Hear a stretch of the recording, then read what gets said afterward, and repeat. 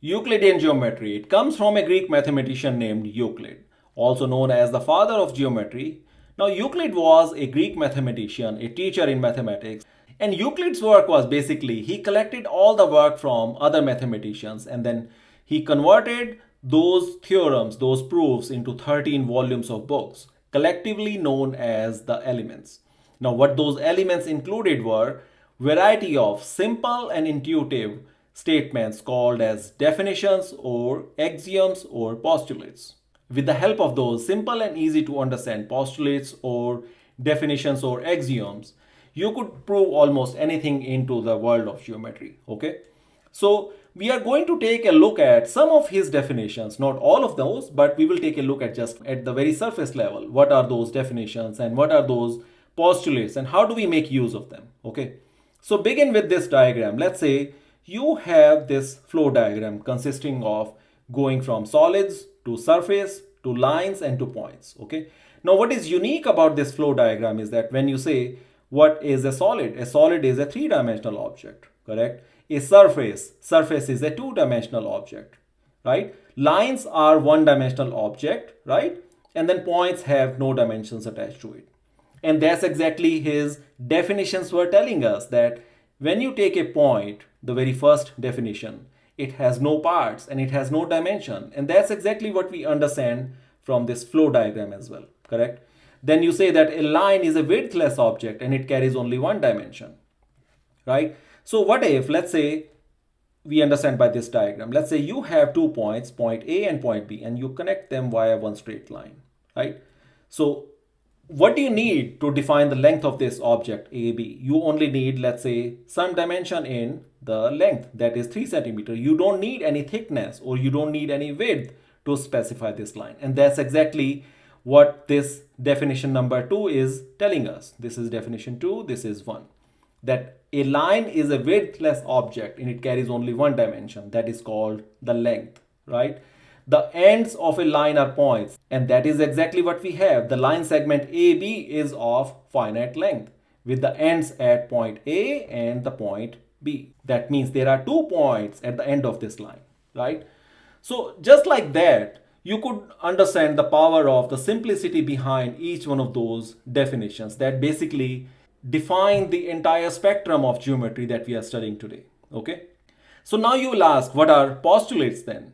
Postulates, as the word itself means, postulates are statements that suggest or assume the existence as a basis for mathematical reasoning. Okay? Now you can call them as hypotheses as well, but these hypotheses we could state that we could prove all of those with a combination of either axioms or the definitions that we have. Okay, so let us take a look at very first postulate. It tells you that a straight line may be drawn from any one point to any other point. Okay, but before I prove this statement, let's say what is a point A and point B. Let's say these are the 2 points that we have on this plane. Okay, we know that there could be infinite number of lines that could come out of these points, correct? And so will be infinite number of lines coming out of point number B. But one deduction could be made out of postulate 1 that if you were to connect these 2 points via a straight line, right? The line that I'm putting here in red that connects the point A and point B, there will be only one unique line that will connect between these 2 points, right? That is one good deduction coming out of this postulate number 1. And you notice the connection of this postulate number 1 with the definition that you have, the definition number 3 or the definition number 4. The definition 4 states that a straight line is a line that connects 2 points, which is exactly what we have in postulate 1 as well. And we are also stating that this line will be a unique line. There could be infinite number of other lines, but when you connect these 2 points via a straight line, there will exist only one unique line. Okay. So likewise, you could take any of these postulates and you could make some useful deductions out of it.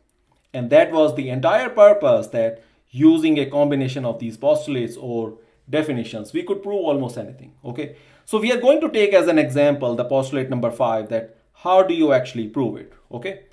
So let us read the postulate number 5 and then make some diagram as we are reading these statements, all right?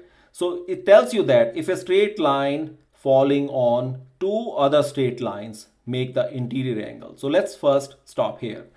So we are going to create two straight lines. Let's say this is line X and then there is a line Y, okay?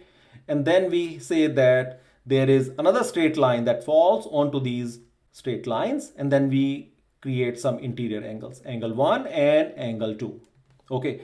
Then the rest of this postulate number 5 states that if you take those interior angles on the same side of it, if they make together less than the two right angles, meaning angle 1 plus angle 2, if they make together less than two right angles will be 2 times 90 degree, or you can say 180 degree, then at some point, if you extend these two lines, they will basically intersect each other, okay? So when you extend these two lines, you will notice that, yeah, definitely they are going to meet at a point, at some point, or in other words, they will intersect at some point. Well, what do you understand by this postulate? This postulate tells you that if you were to take two lines, let's say line X and Y, intersected by another line, if the sum of these interior angles is less than 180 degree, that means they are going to intersect, or in other words, they will not be parallel. And hence you could prove that two lines will be parallel only if the sum of two interior angles is equal to 180 degree. Correct? And that is the usefulness, or that is the power of Euclidean geometry. Okay. Well, this was the purpose or objective of this small tutorial, that what is the origin of Euclidean geometry. It comes from a Greek mathematician named Euclid, okay? And this entire work by Euclidean geometry was divided into 13 books. Those 13 books consisted of variety of Euclid's definitions, Euclid postulates, or Euclid axioms. With the help of combination of those simple and easy to understand, we could define the space of geometry into three-dimensional or two-dimensional objects, and then we could prove variety of other theorems using that work. Okay, with that we will take a pause here, and that is about Euclidean geometry.